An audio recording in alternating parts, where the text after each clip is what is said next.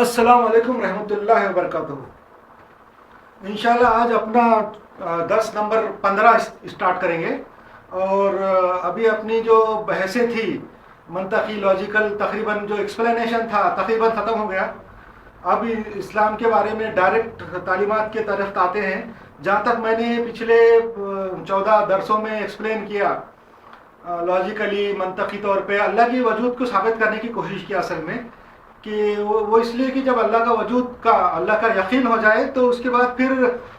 دین کی تعلیم حاصل کرنا، قرآن اور حدیث کی تعلیم حاصل کرنے میں کوئی مطلب رہتا، کوئی اس میں کوئی مطلب اس کا کوئی وجہ ہے، مطلب ہے۔ جب اللہ کو ہی نہیں مانتے تو پھر اس کے علم حاصل کرنے کی کوئی وجہ نہیں ہے۔ مگر اب اللہ کے کرم سے ہم نے منطقی طور پہ ثابت کیا، سائنسی وجہ یہ بتائے، اور سائنسی دلائل سے اور منطقی دلائل سے ثابت کیا، کسی قسم کا مذہبی کتابوں سے حوالے نہیں دیا۔ اب جو ہے اب یہ بات یہاں سے شروع ہوئی آج کے چیپٹر سے کہ اللہ ہے، اللہ کا وجود ہے، اور کائنات میں ایک کائنات کا بنانے والا ایک اللہ موجود ہے۔ اس نے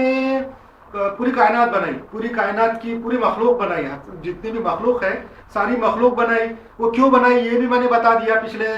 سبقوں میں کہ اس کی وجہ کیا ہے، اس کی منطقی وجہ کیا ہے، اللہ تعالیٰ نے مخلوق کیوں بنائی۔ اچھا، مخلوق بنائی، مخلوق بنانے کے بعد اس کی ہدایت کا انتظام اللہ نے کیا، اس کی گائیڈنس، اس کی ہدایت، اس کی ہدایت کا مطلب ہے اس کو صحیح طریقے سے راستہ بتانے کا انتظام اللہ نے کیا۔ اس کے لیے اللہ تعالیٰ نے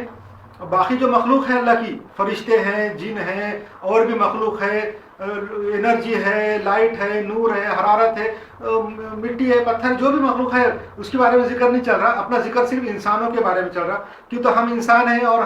اب ہمارے بارے میں ہم بات کر رہے ہیں۔ تو انسانوں کے پیدا کرنے کے بعد اللہ تعالیٰ نے انسانوں کی ہدایت کے لیے انسانوں میں سے ہی اپنے رسول بھیجے، اپنے پیغمبر بھیجے، جن کو پروفیٹ بولتے، وہ انسانوں میں سے ہی بھیجے۔ اب یہ ہوا وہ کہ جو انسانوں میں سے جو اچھے انسان تھے، جو اعلیٰ صفات کے تھے، جن کو اللہ تعالیٰ نے چنا تھا، ایسے لوگوں کو اللہ تعالیٰ نے اپنا میسنجر بنا کے بھیجا۔ اپنی جو ہدایت ہے، اپنی جو گائیڈنس ہے ان کے تھرو دی، ان کو دی، اور وہ میسنجر سے کہا کہ آپ اپنے عوام میں، اپنی امت میں، اپنے لوگوں میں جو ماننے والے ہیں، اپنے معاشرے میں یہ ہدایت لوگوں کو پہنچائے۔ اب وہ پیغمبروں کا اور جو میسنجرز کا آنے کا مقصد کیا تھا، آنے کا ان کی زندگی کا مقصد کیا تھا؟ ان کا مقصد یہ تھا کہ انسانوں کو صحیح راستہ بتایا جائے۔ یہ کائنات میں انسان تو پیدا ہو گئے، زمین کے اوپر وہ رہ رہے، کھا رہے، پی رہے، ان کو صحیح طریقہ، زندہ رہنے کا صحیح طریقہ، اپنے آپسی معاملات، ایک دوسرے سے تعلقات اور لین دین اور زندگی کیسا گزارنا، اس کے بارے میں پوری بات معلومات دینے کے لیے وہ پیغمبروں کا ضروری تھا۔ اور وہ جو لوگ پیغمبر کا جو ہدایت تھی، اللہ تعالیٰ نے جو ہدایت دی انسانوں کو پیغمبروں کے ذریعے سے، وہ ہدایت انسانوں کے معاشرے کے لیے تھی، انسانوں کے سوسائٹی کے لیے تھی۔ انسانوں کا جو گروپ ہے، مجمع ہے، جس کو سوسائٹی بولتے ہیں، جو گروپ معاشرہ بولتے، وہ سوسائٹی کے لیے وہ ہدایت تھی۔ اب جب سوسائٹی کے لیے ہدایت تھی تو وہ ہدایت ایسی ہونا چاہیے کہ جو سب سوسائٹی کے لوگوں کو آسان ہونا چاہیے کرنے کے لیے، ان کے امپلیمنٹ ہونا چاہیے، ان کے اندر وہ قابل امپلیمنٹ ہو، اور اس لیے جو یعنی ایسی بات ہونا چاہیے جو فیزیبل ہے، جو کر سکتے۔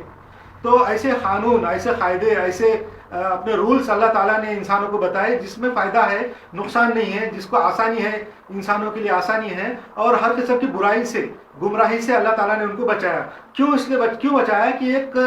شیطان بول کے ایک ایجنسی ہے، شیطان بول کے ایک اللہ کی مخلوق ہے، اس نے انسانوں کو گمراہ کرنے کا قسم کھائی ہوئی ہے، اس نے انسانوں کو گمراہ کرنے کی قسم کھا لیا ہے۔ تو اسی لیے اللہ تعالیٰ کو معلوم ہے کہ اب یہ شیطان انسانوں کو گمراہ کرے گا، تو اس کے لیے ہدایت بھی اللہ تعالیٰ نے اپنے طرف سے بھیجا تاکہ اس کی ہدایت اور اس کی اچھائی کو مانے اور اس کے پر عمل کرے۔ تو وہ جو ہدایت تھی پیغمبروں کے ذریعے سے جو اللہ تعالیٰ نے بھیجا